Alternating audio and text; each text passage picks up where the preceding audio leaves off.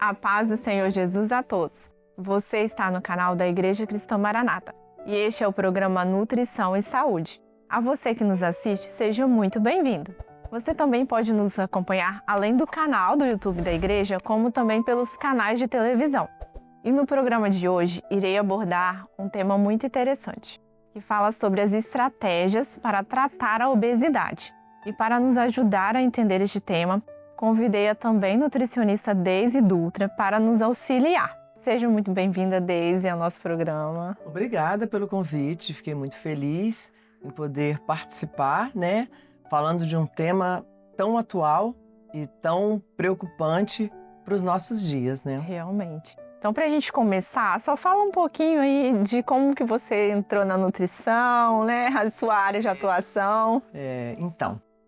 A minha primeira formação foi Direito, eu sou advogada, eu trabalhava na prefeitura, sou aposentada, E antes de eu aposentar, eu sempre fui apaixonada pela nutrição. E aí chegou um momento que eu falei, não, eu tenho que fazer nutrição.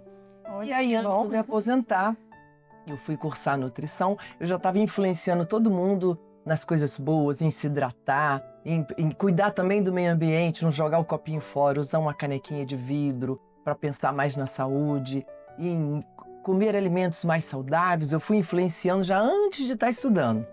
Eu falei, não, chega um momento que agora realmente eu tenho que estudar. Então eu resolvi cursar nutrição e aí cursei, estou muito feliz, fiz pós-graduação, fiz vários cursos, fiz uma especialização em emagrecimento e tomei assim realmente, como dizem as amigas, nossa, você se realizou. Que bom. Realmente, é uma alegria poder estar participando desse contexto, podendo somar na vida das pessoas. Isso é muito interessante, muito bom, Fazer o que a gente gosta, Gosta, Isso não tem preço, Verdade. Então, para a gente começar, qual a situação atual da obesidade no Brasil, de acordo com o Atlas, da obesidade? Infelizmente, com o mundo moderno, a gente não tem como fugir dele, Nós temos aí muitos produtos industrializados e não tem como fugir, mas a gente pode minimizar isso. E o Atlas da Obesidade mostra que o Brasil está num ranking muito perigoso, A gente tem 68% da população acima do peso. E nós temos 31% já de obesos. Infelizmente, a gente já tem muitas crianças também com essa situação da obesidade. Embora a gente tenha no Brasil muita situação de pessoas que não têm o alimento, embora tenha uma dificuldade do acesso ao alimento, infelizmente a gente ainda tem aí a obesidade crescendo a cada dia. E de acordo com a Organização Mundial da Saúde, de 2010 a 2024, morreram mais de 45 mil pessoas no Brasil por conta desse excesso de peso, em razão das doenças que o excesso de peso, que é uma doença crônica, vai ocasionando, em razão do diabetes, das doenças cardiológicas, que vão desencadeando uma série de transtornos, E aí as pessoas estão, infelizmente, tendo um fim assim que poderia ser diferente. E pode ser diferente. E esse é o nosso papel enquanto nutricionista. Exatamente. Essa perspectiva e trabalhar para mudar e melhorar esse quadro aí dessa obesidade. Realmente é uma situação, um número bem grande. Bem. Então a gente assim vem de um tempo em que tem tantas informações, que a gente tem acesso às informações. O nosso papel também aqui é esse, de levar a informação e assim, para evitar esses tipos de situações, que esses tipos de situações aconteçam, Porque a obesidade, a pessoa tá obesa, só tem muita coisa por trás disso, Sim. Não é só uma obesidade, muitas delimitações que tem perante a situação, então assim, realmente é muito complicado, E aí, pensando nessa questão dos industrializados, às vezes as pessoas pensam assim, mas os alimentos têm agrotóxicos, Precisa comer mais legumes e verduras, mas eles têm agrotóxico.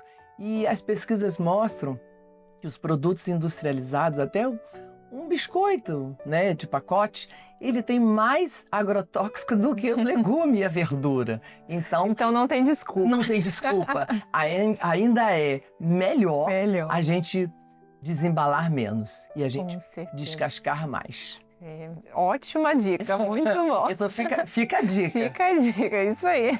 Fica a dica. Então, como que eu posso saber, por exemplo, se eu tô obeso? Tem alguma forma de eu saber? Olha, primeiro a pessoa deveria procurar um nutricionista, né? Exatamente. Fazer uma avaliação, para pesar, para pegar umas orientações, porque hoje a gente tem muita informação equivocada na internet. Com certeza. A gente tem muita receita de blogueiros. Até quando alguém chega e fala assim, eu vi tal informação, os amigos falam, né? Sabe que a gente é nutricionista? Eu vi tal informação, aí eu pergunto, mas é médico, é nutricionista? Quem informou? Que a gente tem os blogueiros, né? Sim. Então, todo mundo entende de tudo, todo mundo quer dar receita. Todo mundo é nutricionista. É o nutricionismo. Nós temos na internet o nutricionismo. Então, assim, é muito preocupante a quantidade de informações que a gente tem e de desinformação também, né? Com certeza. Então, se a pessoa quer saber se ela está obesa, até no Google tem essa informação. Coloca o peso, a altura e aí vai calcular o IMC. Se tiver acima de 30, ela já vai estar aí, né? Num patamar aí que exige uma certa atenção.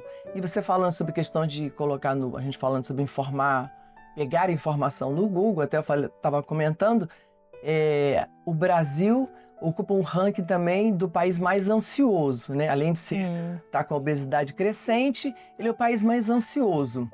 Só que a palavra mais procurada no Google aqui no Brasil, ao invés de ser felicidade, é emagrecimento. Meu Deus. Assustador, né? Assustador. E as pessoas não querem emagrecer, elas querem ser emagrecidas. Exatamente. É assim também, né? Rapidinho. Não quer ter trabalho, Não né? quer ter trabalho. Fazer uma dieta, um acompanhamento, né? Uma mudança de hábito, Mudança de hábito. Realmente. Porque para emagrecer, não é só você cortar. É mudança de hábito. É mudar, não tem jeito.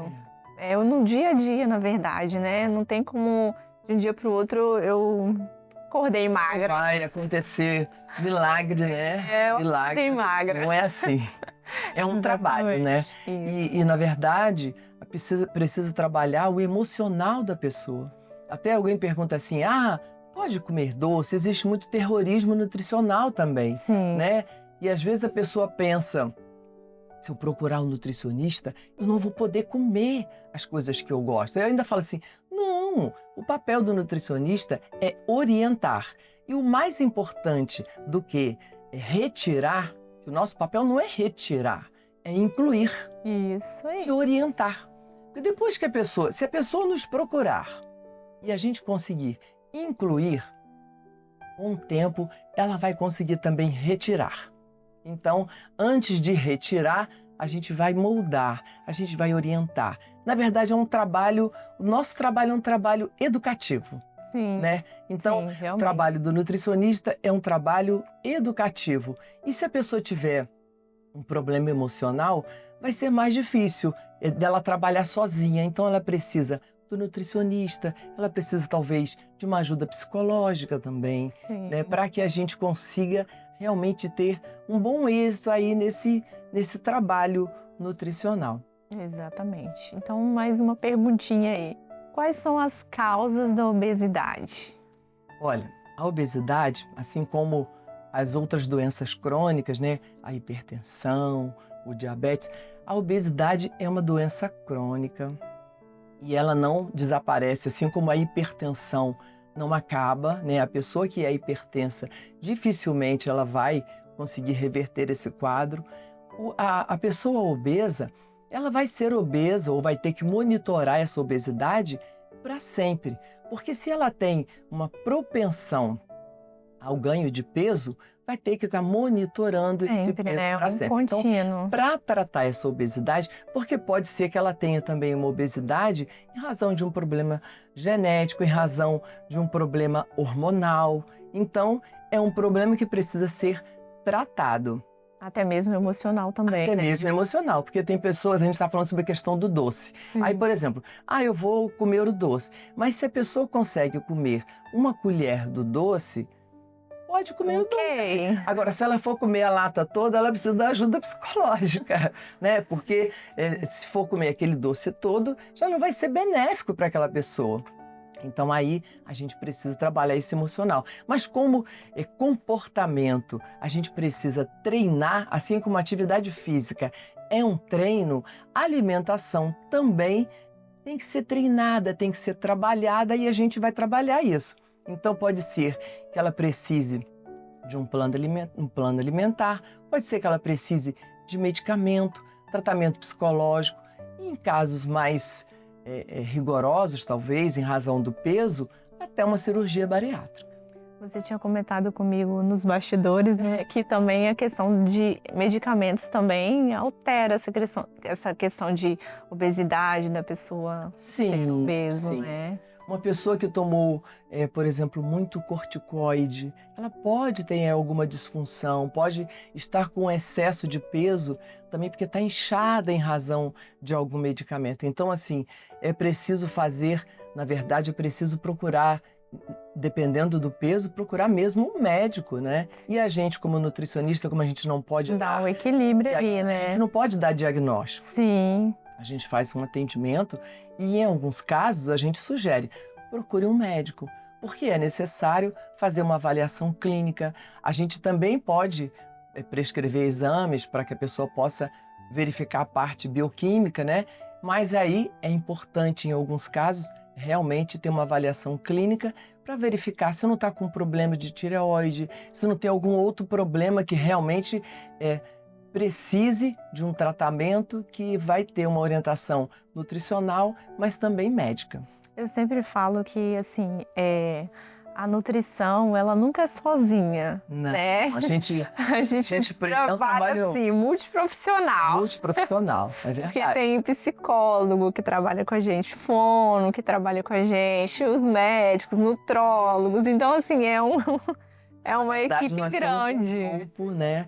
E a gente tem sempre que ter essa percepção de que a gente sozinho não faz nada. Com certeza. O ser humano é assim. Nós somos agregadores e precisamos viver em sociedade. Sim. E também para cuidar uns dos outros, a gente precisa também ter esse senso de equipe, né?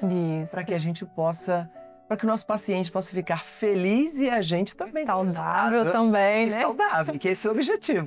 Eu acho que a gente respeita o limite do outro, né? A gente sabe que até onde vai a nutrição, até onde vai o fono e por aí vai, né? Cada um sabendo o seu papel, Com né? certeza. A gente consegue ajudar mais o paciente também, né? Nesses casos, né?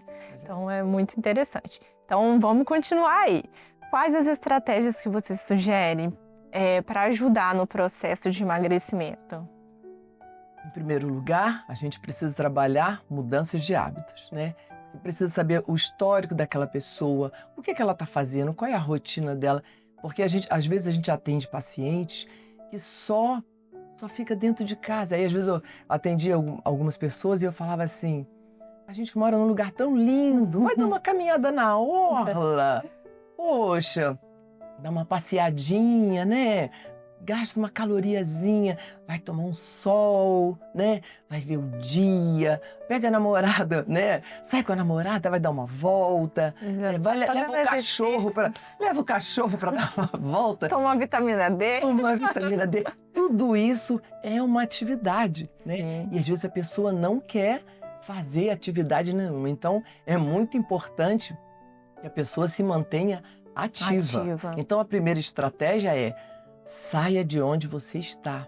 Então se movimente, mantenha-se ativo. Então é mudança de hábitos. Agora, em alguns casos não adianta só você prescrever um plano alimentar fazendo um déficit calórico. Às vezes você tem que fazer outras estratégias para que o corpo possa responder melhor para a perda de peso. Então, às vezes você faz um déficit calórico, mas a gente faz uma dieta low carb, né, com baixo carboidrato, porque aí a gente melhora a ingestão de proteína e aí o corpo vai usar aí aquela reserva, né, que ele tem de gordura para poder ajudar na perda de peso. Ou a gente pode sugerir um jejum intermitente, que até a gente estava comentando também nos bastidores sobre a questão do jejum, né? Sim. Na Bíblia a gente tem o jejum como um meio de purificação, de santificação, até aquele sacrifício que você faz também é uma forma de você estar mais perto de Deus, mas na questão física, né, é uma forma de limpeza. Assim como no computador você faz um backup, né, para que o computador possa funcionar melhor, ter mais espaço, o nosso corpo também, fazendo um jejum intermitente, que é uma estratégia, nós temos vários protocolos, e aí os protocolos vão ser de acordo com a realidade da pessoa, a atividade que ela exerce, o que melhor vai adequar para aquela pessoa, né? Se a pessoa trabalha muito, depende da rotina, você vai adequar o protocolo de acordo com a rotina. Então, esse jejum vai ajudar na limpeza do corpo. Então, ajuda no controle da glicemia, no controle da pressão e até na longevidade. Então, todo mundo quer ficar jovem fazendo Com cirurgia, certeza. pode fazer até um jejum para ajudar nessa longevidade. É ótimo. Faz um backup aí das células. Muito bom. Você já começou falando, né? Eu ia te perguntar se jejum intermitente é uma boa estratégia, né? Então você já respondeu. Boa estratégia. Então tá. Então vamos continuar. Eu vou te fazer uma outra pergunta sobre qual o benefício da dieta low carb que você também estava comentando, né? Sim. Então, a dieta low carb, ela vai ajudar também nesse processo de emagrecimento. Na verdade, essas estratégias, tanto o jejum intermitente, como a dieta low carb, a dieta cetogênica, elas vão ajudar no processo de emagrecimento. E elas ajudam a controlar também a glicemia, elas ajudam a controlar o perfil lipídico. Então, na verdade, essa redução do carboidrato, ou o jejum intermitente, ou a dieta cetogênica, você acaba fazendo esse processo de controle de algumas taxas do nosso corpo. Então, ela ajuda na saúde metabólica. Então, você estava falando dessa dieta cetogênica, você já utilizou ela na prática clínica? Sim, eu já utilizei. Eu tenho um paciente com câncer e eu utilizei durante um período. A gente não pode usar muito tempo, porque a pessoa também, o objetivo é perder peso, a pessoa acaba perdendo peso. Mas ela, em algumas doenças, ela é usada para o Alzheimer, o autismo, porque ela ajuda a controlar a doença. Na epilepsia, eu já atendi paciente com epilepsia, ela é interessante porque ela ajuda a controlar as crises de epilepsia. E no câncer, interessante. Ela ajuda a controlar a inflamação. No câncer, ela ajuda a manter a doença mais estável. Então, se a pessoa está fazendo quimioterapia, claro que isso tem que ser com acompanhamento nutricional e médico, porque você tem que estar monitorando as taxas dos exames de sangue para verificar se não vai ficar com anemia e tudo. Acaba perdendo um pouco de peso, mas você mantém mais equilibrada a questão da inflamação. Então, para o tratamento, acaba tendo um benefício. Então, esse é o objetivo, né? O objetivo. Então, assim, a nutrição, ela sempre vem para ajudar nesse tratamento aí, no equilíbrio, né, para ajudar a promover saúde. Então, a gente tem várias possibilidades, mas assim, ninguém deve, né? Agora a gente pode falar para eles, né? Não use estratégia nenhuma sem a ajuda de um nutricionista. Não podemos fazer nutricionismo. Já aprendemos aqui hoje, né? Sem nutricionismo, né? Nutricionista. Muito bom. Então, tem alguma coisa para a gente estar quase finalizando já o programa? Algum recado que você queira deixar para quem está nos assistindo, né? Em relação a tudo que a gente falou, questão de obesidade, emagrecimento. Tem algum recado que você queira deixar? Acho que o recado é: cuide cada vez mais da sua alimentação e tenha realmente uma vida mais ativa. Cuide do emocional, né? Busque, né? Tenha uma fé. Eu sempre falo isso para os meus pacientes. Eu pergunto sempre assim: você tem fé? A gente precisa, né?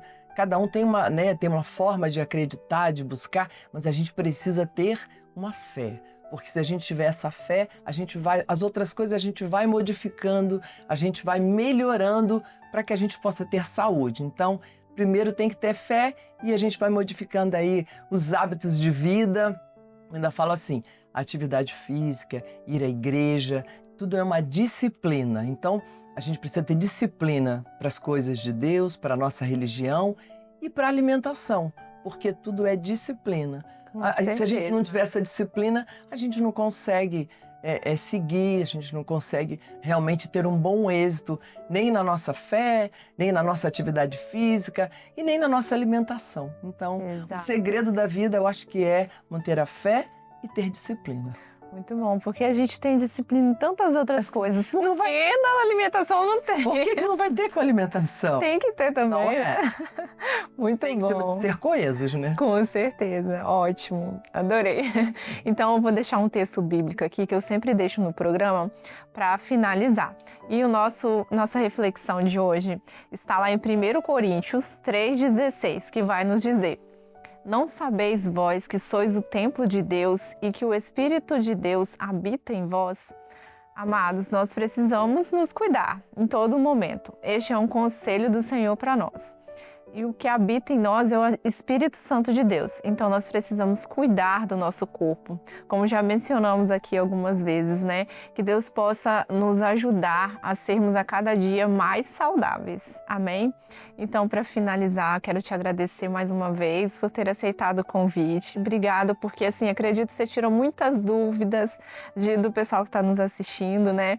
São informações importantes que a gente vem falando aqui a cada programa. Então, assim, foi muito útil a sua vinda aqui. Muito obrigada. Foi um prazer, uma alegria poder contar, né, aqui, colaborar com vocês no programa e estamos aqui para realmente somar. Muito bom. E este foi mais um programa Nutrição e Saúde. Te aguardo na semana que vem para mais um tema relevante. Até mais!